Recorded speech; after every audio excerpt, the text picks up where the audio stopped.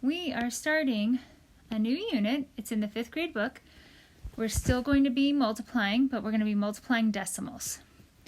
So I'd like to do a review of decimal place value, which is just got to keep the our number system in your head and how it functions.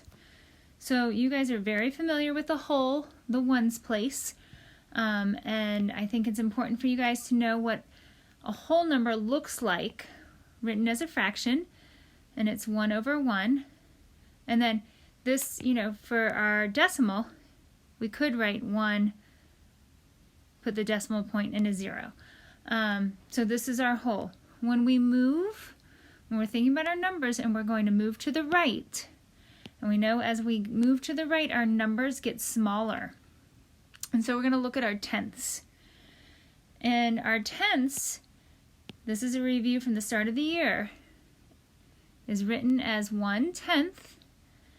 And then as a decimal, it's also written as 1/10, but it's holding the place value right next to, or I should say, to the right of the whole number.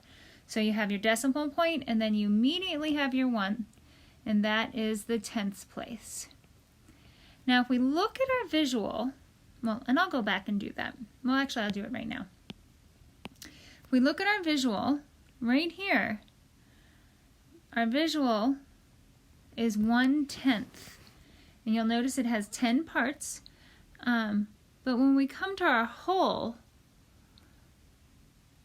this is 1/10. So right here out of our whole, what I've highlighted is 1/10. It's kind of hard to see. So this is 1/10. And if I count each of these tenths out and see how many I have 1, 2, 3, 4, 5, 6, 7, 8, 9, 10 of them. And if I had 10 altogether, I'd have one whole. But this right here is just showing us the example of what 1/10 looks like out of our one whole. So now let's go ahead and we'll move to one decimal place to the right, and we now have our hundredths, which is written as 1 over 100, or 1/100th, and then the decimals will have our tenths has a 0 in it, and then our hundredths has the 1. So it's a decimal point 0, 1, and that is our hundredths place. We've also looked at thousands, and if I did have a thousands here, it would be a 0 in the tenths, a 0 in the hundredths, and a 1 in our thousandths. But for today, we don't need our thousandths. And let's look at our drawing again. I'm going to give this a different color. I'm going to go ahead and give it green. So this is our 1/100th, and I can shade it in our 1/10. That is 1/100th, and then in our whole, that's 1/100th. Okay, so I just want to show you that it's smaller. So each time we move to the right, we are getting smaller, a number that's smaller. Okay, today you're going to do a review.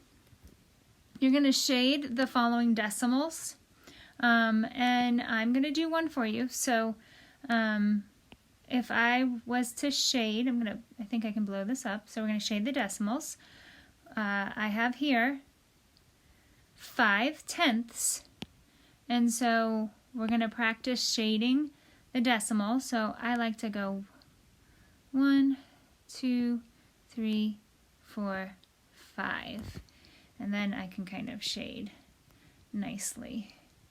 Okay, and I know that I have to go all the way to the bottom.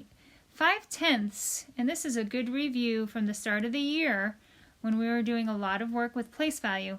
And 4th graders, you can always do work with place value. You can always do work with place value. It's really important. But you guys remember, we can also write 5/10 as 50/100ths. So that's my 5/10 or 50/100ths, and I'm going to